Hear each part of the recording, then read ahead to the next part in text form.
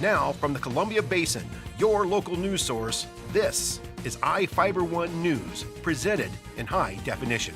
The #1 source for real-time local news, local sports headlines, and our very own Weather Center forecast covering the entire Columbia Basin.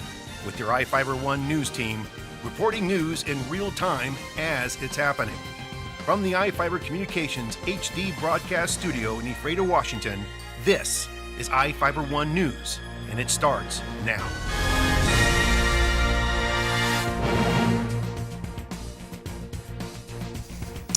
Welcome in to iFIBER 1 News. I'm Cody Johnson with news from around the Columbia Basin for Tuesday, January 22nd. Tonight we report on how a music video is going to showcase a Soap Lake singer and look at a proposal to end the practice of leaving gifts at graves in Ephrata. We also report on the upcoming Grant County Economic Development Council annual banquet and how a Kennewick man's Washington State University sweatshirt was mistaken for a gang symbol. In sports, we have scores from Big Bend basketball and news on another Seahawk that was named to the Pro Bowl. Our spotlight story tonight is about how gun sales are climbing with talk of gun control coming. And we have the latest weather forecast for the Columbia Basin from the iFIBER 1 Weather Center. Our top story tonight, Soap Lake is the musical heart of the Columbia Basin, with Bonnie Guitar calling it home, the Byway Idol contests, and now it will be the set for a music video. Danica Knowlton, a 13-year-old Soap Lake singer, will star in a music video for the song The Bistro. She sings in a band called Rockland Road, whose new album includes 5 original songs and 6 cover tunes spanning classic rock, pop, and country genres. The video is going to be shot at the Sundial Bistro in Moses Lake on Sunday at noon. People can reserve a spot in the bistro during the video for $10 and receive a drink. Rockland Road will also perform a concert after they're done shooting the video. For more information, call the restaurant at 509-246-1400.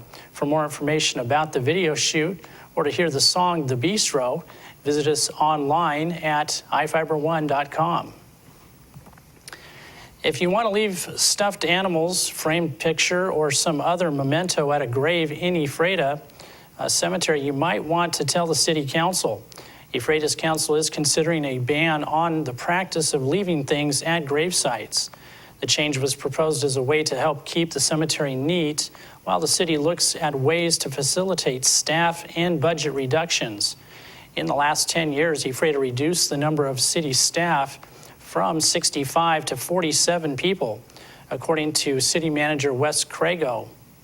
Staff mows about 325 acres of grass in city parks twice a week.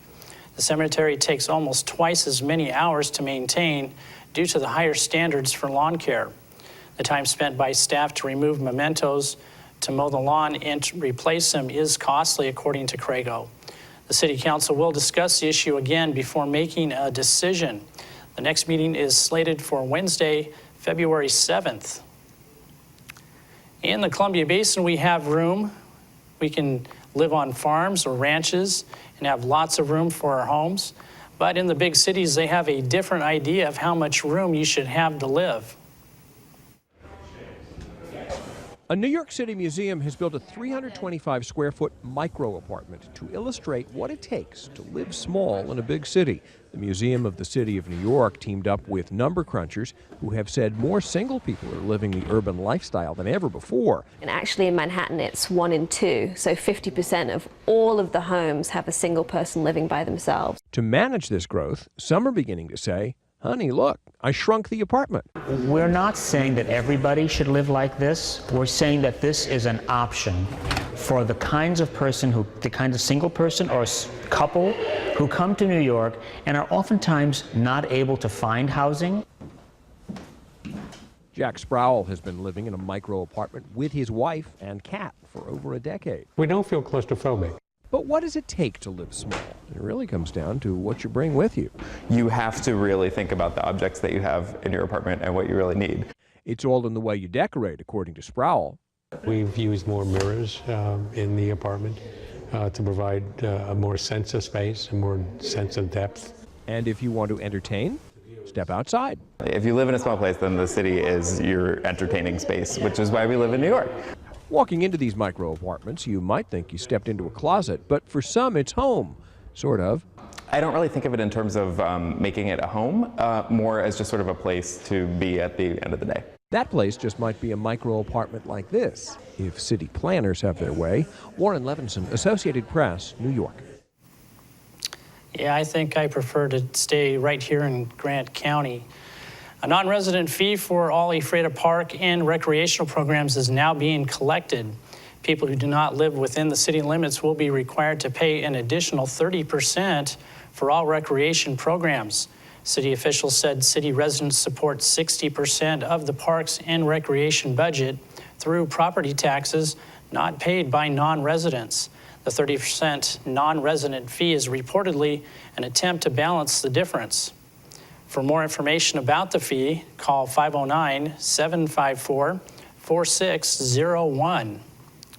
The Grant County Economic Development Council announced their annual banquet is set for March 29th and features a stand-up economist. Yoram Bauman is a comedian with a BA in mathematics from Reed College and a PhD in economics from the University of Washington. He uses his education to form his comedy and has performed alongside numerous comedians, including Robin Williams. The Grant County Economic Development Council is celebrating 2012. Companies such as Amway, Pacific Coast Canola, Chinasoft, Blue Water Industries, and Vantage Data Centers located in Grant County last year. During dinner, a presentation will recap the companies joining the Columbia Basin and what is in store for 2013. The banquet is set for March 29th with a social hour beginning at 5:30 in the Masto Conference Center at Big Bend Community College. Tickets are $60 per person or $440 for a table with room for 8 people. Reservations can be made by calling 509-764-6579 or visiting the Grant County EDC website at grantedc.com. Each of the people you see here have warrants for their arrest and are wanted by various law enforcement agencies. If you see any of these people, the DOC asks you not attempt to detain or apprehend them, but to call police. You can also call the Department of Corrections at 509-764-6180 during the day or 509-762-1160 after 5 p.m. We'll be right back after these messages with the latest from our iFIBER 1 Weather Center, sports, and more news.